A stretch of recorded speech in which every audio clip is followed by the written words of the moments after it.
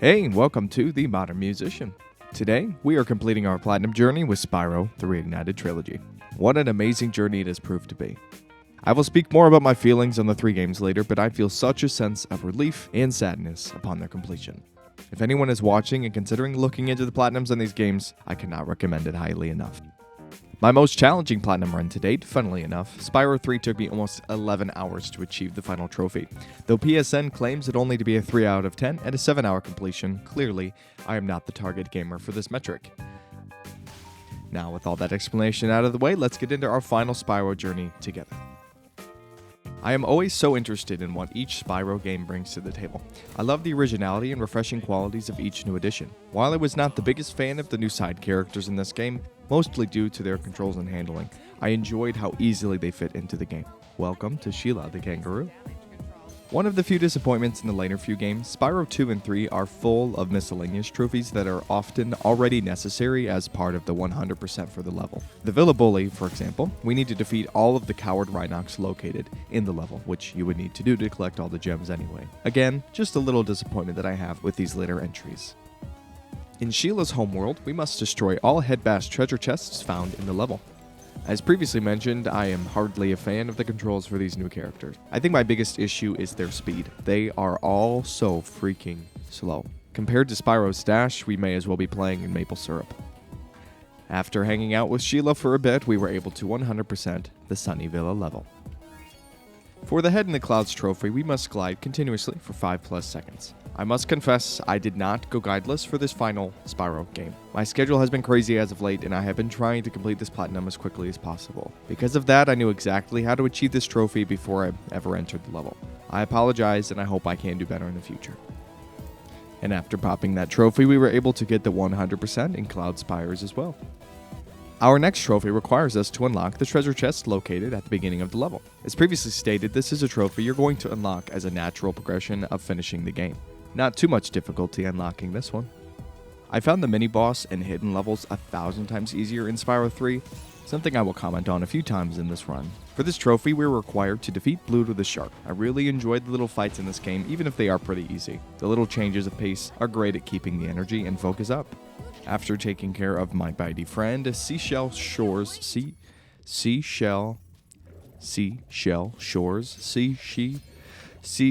got 100%. For the first time in a long time, I enjoyed the flying levels. Part of that may be my comfort, finally, with the controls. Star power requires us to use 4 star boosts during a single race, which we did on our first lap. Not to brag. These really gave me Mario vibes, and that's one for my fellow Galaxy players. Now that we've finished every world in Sunrise Spring, getting as close to 100% as we could for every level, it's time to move on. Looks like our buddies from each level are going to help us get by. Oh, I get by with a little help from my friends. Oh. Though I was not particularly wonderful at them, I thought Sparks' levels were awesome. Much more appreciated than the new characters, I should say. Every Sparks level has an associated trophy with defeating its relative boss. We gave this Crawdaddy a taste of a good old southern boil. After taking him out to dinner, we went ahead and finished the Crawdaddy farm to 100%. Sergeant James Byrd. This foul young bird may very well be my least favorite Spyro character. I hated, capital H, his flying controls. Fortunately, we didn't have too much of him in this game, but if only I knew the troubles I would face after saving him. A continuation of my hatred, this was neither my favorite trophy nor level. We must bomb all of the treasure chests to unlock this trophy, meaning we must endure Bird's bird skills for much longer than is appreciated. I swear this feathered freak is my punishment for eating so much turkey during the holidays. And with the completion of that trophy, for now we can say goodbye after we 100% Sergeant Bird's base. Oh my goodness, if Gulp was my least favorite part of Spyro 2, this stupid level is one of my least favorite parts of 3. This level took me over an hour to 100%. Even the trophy took me a solid 45 minutes to figure out. I had not realized you were supposed to complete the level as Sergeant James Byrd. Of course you are. It spent far too much time attempting to complete the level as Spyro. After way too long, I found my mistake, popped the trophy with our final pop. After taking way too long to understand my mistake, we 100% Enchanted Towers and Molten Crater. Another fun little mini-boss, we must defeat Sleepyhead in the Spooky Swamp level. Not exactly the most challenging gentle rhino in existence, but I did attempt to eat a sandwich at this point in my run whilst playing, and this proved way harder than any part of the fight. Good night, my sweet friends. After putting my friend to sleep, we went ahead and 100%ed the rest of Spooky Swamp and Midday Gardens. Bottled Curiosity needs us to follow the question mark bottles until we reach their end. These first make an appearance as Spyro 2 and drop gems when you destroy the final bottle. Since we need all of the gems to complete the level anyway, this trophy popped without any extra effort. I'm more curious as to why this trophy wasn't just bottled. Unfortunately, Spyro 3 also seems to have a few buggy trophies. The guide recommends a complex system of downloading your save file onto an external drive in case your trophy bugs out and does not pop yada yada yada. I did not do this. Fortunately, I was fine. We needed to destroy 6 icy things, very original Spyro, to complete this trophy. After surviving this buggy trophy, we went ahead and 100% of the rest of Icy Peaks. Now stepping into Country Speedway, we must fire 5 rockets in a single race. Again, we completed this during the first time around, and I'm starting to really like these flying levels now. I love the new and refreshing take on them in this game, and I cannot wait to see what they do for Spyro 4. After our successful rocket race, we go ahead and 100% the rest of Country Speedway. Now that we have completed all levels in the Midday Gardens world, we are now moving on to the Evening Lake. The boss fights in Spyro 3 are the easiest yet. Simple mechanics with the most advanced fluidity of movement makes for a good time. Spike is absolutely nothing when compared to the second boss of Spyro 2. I shiver to remember my traumatic time with him. Someone is not eating well tonight. Taking a step away from Spyro, for this episode's song recommendation, I have such a great one for you. For those of you who enjoy listening to more traditional, classical, or soundtrack-esque music, We Overcome the Wind by Christopher Tin is such a wonderful listen. It is the final piece in his album, For the Drop That Contained the Sea. It contains such gorgeous vocals, and the piece takes you on such a journey. It's definitely worth your time, so please consider giving it a listen. Alright, let's jump back to Spyro 3. In the second Sparks level, we defeat the Spider King. Once again, I had a great time with this fight and the change of pace. For some reason, I missed a gem my first time around, and it took me an embarrassingly long time to find the purple gem still needed.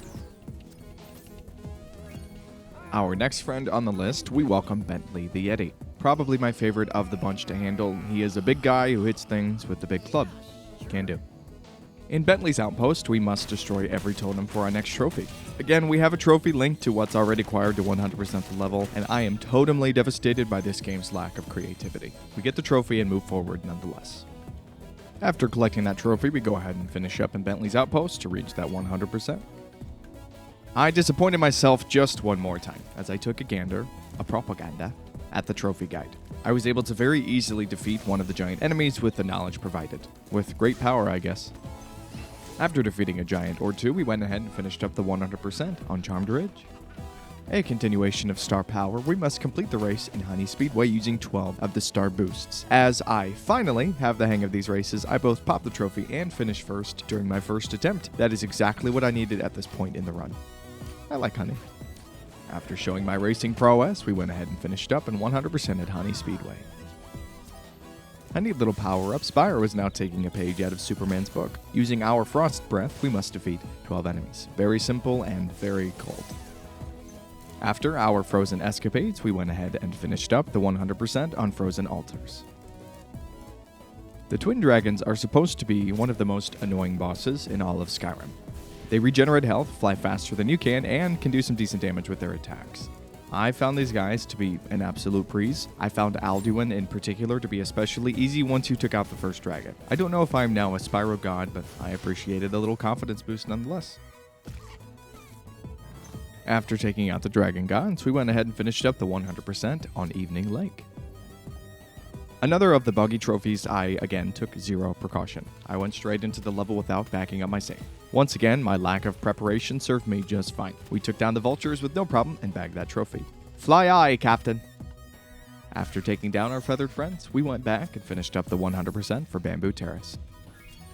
Now that we've completed all the levels in Evening Lake, we move on to the final world of Midnight Mountain. It's hard to believe we're almost at the end. What an easy boss to defeat. Scorched did not pose any threat to Spyro or me, and I had a fun time with this fight. I'm almost disappointed with the lack of difficulty in the Spyro 3 bosses thus far. We defeated him either way.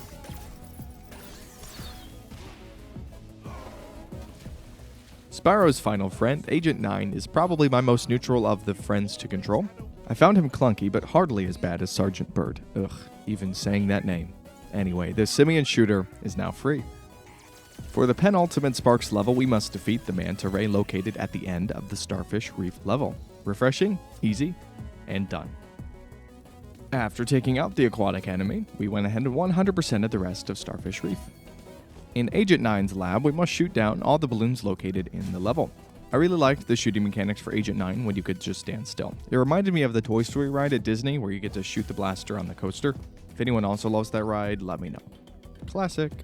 After we take down all the balloons, we went ahead and cleaned up for the 100% in Agent 9's lab. For one of the few times in any of the Spyro games, I completed this trophy without any help from a guide. I naturally came upon both butterfly jars and took them both out to grab that trophy and the 2 extra lives. This may be a bigger achievement than the platinum, honestly. After making myself proud, we finish up the 100% for Desert Ruins. Probably my favorite level in Spyro 3, we must defeat all crystal bears in the Crystal Island world. At this point, we all know it would be harder not to unlock this trophy than to get it to pop. After removing the Crystal Care Bears, we get all the eggs and gems in Crystal Island's world. The start of my Spyro downfall, I had started to become a bit discouraged at this point in the run. Every ounce of gaming ability I had collected since starting Spyro had left, and I died a countless amount of time. Eventually, after needing to look up how to destroy them, we took care of every Sarcopha Guy in the level. After taking way too long on the level, we get the 100% for Haunted Tomb.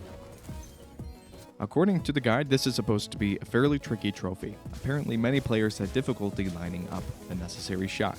Nearing the end of the run, I was more than a little worried I would need to attempt this trophy multiple times. Nope. Looks like I'm a great shot. I knew those Nerf battles would prove useful. After visiting Jurassic Park, we get the rest of the gems and eggs in Dino Mines. This is the easiest trophy in this game. I'm pretty sure this is the easiest trophy in any game ever. You must find Hunter at the Harbor Speedway level. You don't have to complete his challenge to pop the trophy. You don't even need to start it. I'm almost slightly insulted that this trophy comes so late. After the game's most embarrassing trophy, we get the 100% for Harbor Speedway. The final boss in the game, it was time to take care of this witch of a woman who's been giving me a heck of a time. It took me an attempt or two to learn the pacing of her fight, though I found her quite easy, all things considered. Very surprising just how diminished the difficulty is in this dragon bookend. I shan't complain, I suppose, as I had no multi-hour boss attempts this go-round. In the final Sparks level, I had definitely begun to break down. I don't mean emotionally or anything, I just knew the end was near and I was starting to tire of the mechanics I have become oh so acquainted with. It took me some more attempts than I may like to admit, but it feels good to be done. We went ahead and took down that final boss in the Sparks level. At the end, before the end, I went ahead and spent the final time cleaning up what I had missed. We went through and 100%ed Bugbot Factory, Fireworks Factory, and Lost Fleet. What a joyous end to our run. Moneybags has been giving me issues since Spyro 2, and it felt nice to give him a taste of his own medicine. I wanted this to be our final trophy, and I think this was well worth the wait. Goodbye, Moneybags. Nasty Dork has got nothing on you, my friend. I truly cannot believe I am finished. These are in no way difficult games, but I didn't realize just how quick the process would be. I chose a great trilogy to begin with, especially as I don't generally find myself playing platformers in my personal time. When I reached the final platinum, it felt such a mixture of excitement and loss. It felt oddly emotional to have reached the end, even if it's just the end of the beginning. Thank you to those who have bared witness so far, and I'm so excited for what is to come. Please like and comment if you've enjoyed. Stay tuned for an update as to what our next platinum is going to be, and stay funky, my friends.